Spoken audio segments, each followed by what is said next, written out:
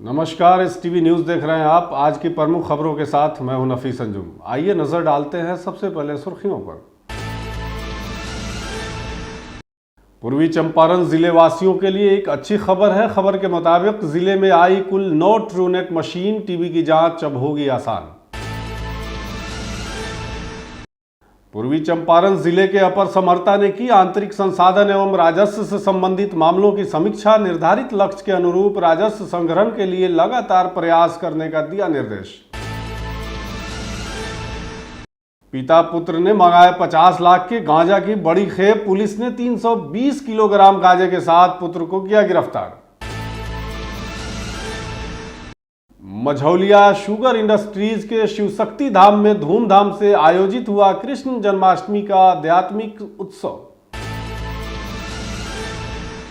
पूर्वी चंपारण के घोड़ासहन थाने क्षेत्र से बोरे में मिली एक लाश। मेला देखने गए युवक की चाकू से गोदकर की गई हत्या। मोतिहारी में ट्रक और बाइक की आमने सामने टक्कर में बाइक सवार 2 किशोर की हुई मौत। आक्रोशित ग्रामीणों ने ट्रक में लगाई आग।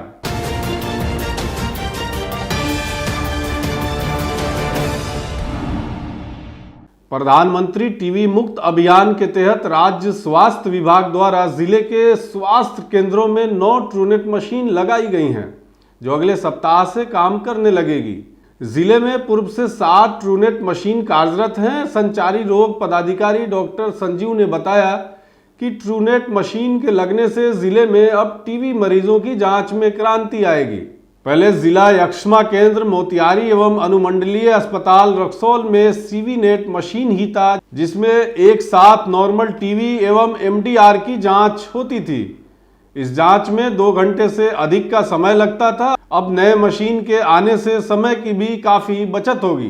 ट्रूनेट मशीन से मात्र 40 मिनट में नॉर्मल टीबी और 1 घंटे में एमडीआर की रिपोर्ट मिल जाती है। वहीं सीडीओ डॉक्टर संजीव ने बताया कि पूर्वी चंपारण जिले में सरकारी संस्थान में 1494 इलाजरत एवं 4508 टीबी के मरीज हैं।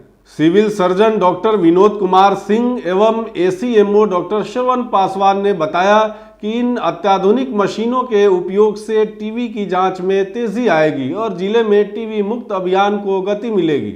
मोतिहारी समरनालय स्थित डॉक्टर राजेंद्र प्रसाद सभा भवन में जिलाधिकारी श्री सौरभ जोरवाल के निर्देश के आलोक में अपर समर्ता श्री मुकेश कुमार सिन्हा के द्वारा आंतरिक संसाधन एवं राजस्व से संबंधित मामलों की समीक्षा बैठक की गई। आंतरिक संसाधन की समीक्षा के दौरान अपर समर्ता के द्वारा पदाधिकारियों को लक्ष्य के अनुरूप राजस्व संग्रहण में तेजी लाने का निर्देश दिया गया। समीक्षा में पाया गया कि राजकर संयुक्त आयुक्त वाणिज्य कर मोतिहारी के द्वारा वित्तीय वर्ष 2024-25 के लिए निर्धारित लक्ष्य 31,618 लाख के विरुद्ध जुलाई माह तक 9,958 लाख राजस्व संग्रह किया गया है, जो लक्ष्य का 31.50% रहा है। जिला परिवहन कार्यालय के द्वारा वित्तीय वर्ष के लिए 11,100 लाख के विरुद्ध 3,283 लाख की राजस्व प्राप्ति की गई, जो निर्धारित लक्ष्य के 29.58% रहा है। सहायक खनन पदाधिकारी के द्वारा बताया गया कि निर्धारित वार्षिक लक्ष्य 4,266 लाख के विरुद्ध 734.69 की प्राप्ति की गई है, जो लक्ष्य के 17.22% रहा है। अवर निबंधक मोतिहारी ने बताया कि जिले के सभी 8 निबंधन कार्यालयों के लिए 425.39 लाख की वार्षिक लक्ष्य के विरुद्ध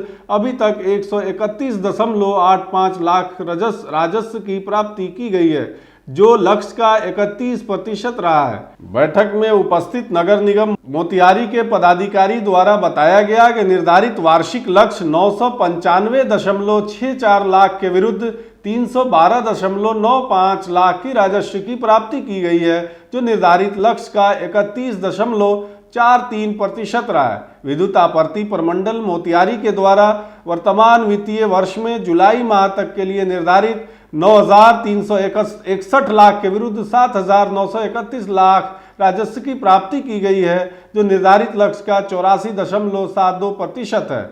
अन्य विभागों के राजस्व प्राप्ति की समीक्षा करते हुए अपर समर्था ने पदाधिकारियों को निर्धारित लक्ष्य के अनुरूप राजस्व संग्रहण के लिए लगातार प्रयास करने का निर्देश दिया।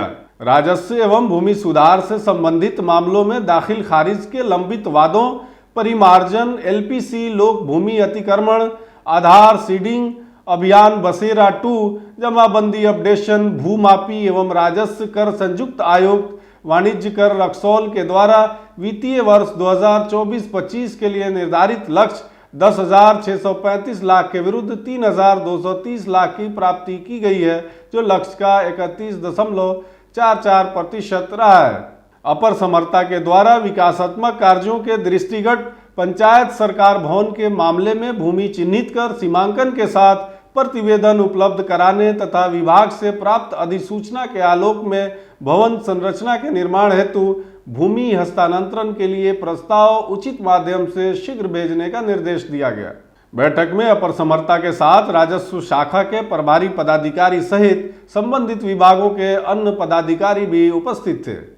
पूर्वी चंपारण जिले के पकड़ी दयाल पुलिस ने गांजे की बड़ी खेप बरामद की है। 50 लाख रुपए मूल्य की 320 किलोग्राम गांजे के साथ तस्कर श्रीराम पुरी को गिरफ्तार किया गया है। पकड़ी दयाल डीएसपी सुबोध कुमार ने अपने कार्यालय कक्ष में पत्रकारों को बताया कि गुप्त सूचना के बाद एसपी कांतेश मिश्र के निर्देश पर एक टीम का गठन कर फुलवार गांव के राम सागर पुरी के पुत्र श्रीराम पुरी के शटर बंद किराना दुकान के पास दूसरे कमरे से 320 किलोग्राम गांजा बरामद किया गया है। तस्कर श्रीराम पुरी ने पूछताछ में गांजे की खेप मंगाने में मुख्य भूमिका रामसागर पुरी का बताया है। इसके अलावा सिंडिकेट के 4 अन्य सदस्यों के नामों का भी खुलासा किया है, जिसके आधार पर पुलिस कार्रवाई शुरू कर दी है। गिरफ्तार तस्कर को पूछताछ के बाद न्यायिक हिरासत में भेज दिया गया है। 2 व्यक्ति हैं, श्रीराम पुरी और रामसागर पुरी, उनके द्वारा मादक पदार्थ जो कि गांजा है उसकी तस्करी की एक गुप्त सूचना प्राप्त हुई थी। गुप्त सूचना को पुलिस अधीक्षक महोदय मोतिहारी से अवगत कराते हुए उनके निर्देशानुसार एक एसआईटी का गठन किया गया। गठित एसआईटी सदस्य सूचना का सत्यापन किया गया और सत्यापन के उपरांत वहां छापेमारी कर श्रीराम पुरी जिनके पिता का नाम रामसागर पुरी है उसको गिरफ्तार किया गया और गिरफ्तारी के उपरांत उनका किराना दुकान है, उसके बगल में एक बंद दुकान था, उस दुकान से जो है करीब 320 किलोग्राम गांजा बरामद किया गया है।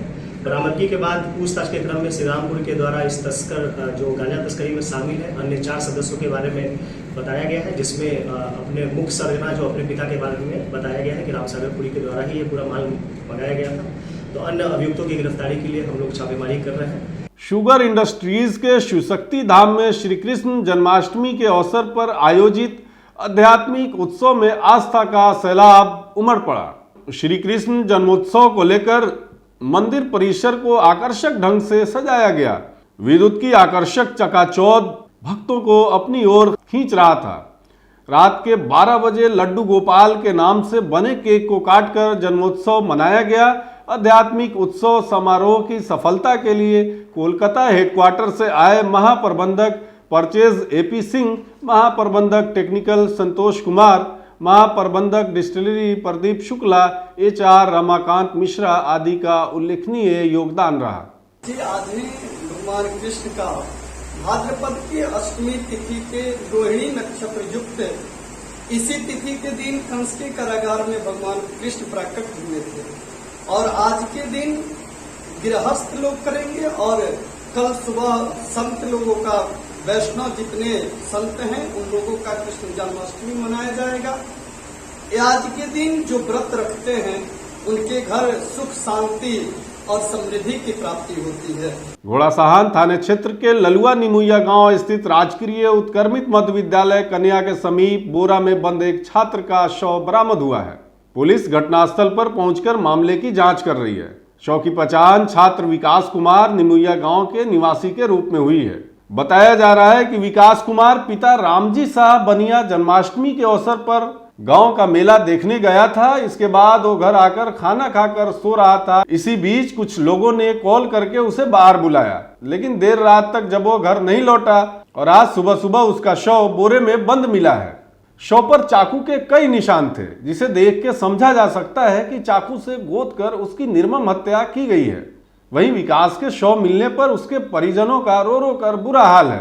परिजनों ने जानकारी देते हुए बताया कि विकास SBI के क्रेडिट कार्ड बनाने का काम करता था और वो 2 महीने पहले ही घर आया था। सिकराना SDPO अशोक कुमार ने जानकारी देते हुए कहा कि घोड़ा साहन के निमुइया में एक बोरे में बंद लाश मिली है जो विकास कुमार नामक युवक की है। इस मामले में प्राथमिकी दर्ज कर आगे की कार्रवाई की जा रही है। आज दिनांक 27/8/2024 को घोड़ासहन थाना अंतर्गत ललुआ गांव के पास एक शव के बरामद होने की सूचना मिली थी। शव की पहचान घोड़ासहन थाना के ही निमोइया गांव के विकास कुमार उर्फ विक्की के रूप में की गई है। पुलिस के द्वारा शव को पोस्टमार्टम के लिए भेज दिया गया है। इस संबंध में प्राथमिकी दर्ज कर अग्रेतर कार्रवाई की जा रही है। मोतिहारी में ट्रक और बाइक के आमने सामने टक्कर में बाइक सवार 2 किशोरों की मौत हो गई, जबकि एक अस्पताल में जिंदगी और मौत से जूझ रहा है। घटना केसरिया थाना क्षेत्र के बैसखवा मोड़ की है, जहां घटना से नाराज ग्रामीणों ने ट्रक को आग के हवाले कर दिया।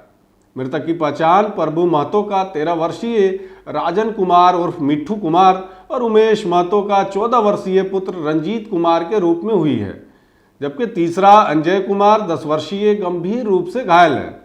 घटना के संबंध में बताया जा रहा है कि तीनों दोस्त अपनी बाइक से राजपुर से केसरिया के लिए जा रहे थे। इसी बीच बैसखवा मोड़ के पास वह ट्रक के आमने सामने आ गए, जिसे राजन कुमार उर्फ मिट्ठू और रंजीत की मौके पर ही मौत हो गई, जबकि तीसरा अंजय ट्रक के चक्के में फंसकर गंभीर रूप से घायल हो गया।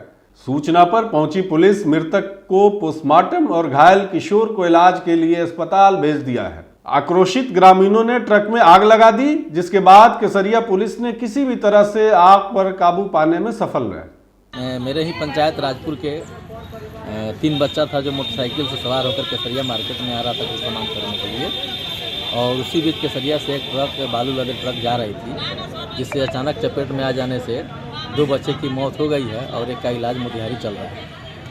मृतक का नाम क्या है? मृतक का नाम एक का राजन कुमार है, एक का रंजीत कुमार है। घायल कौन हुआ है? घायल अजय कुमार है, जिसका इलाज मोतिहारी चल रहा है। और यह बहुत दुखद घटना है।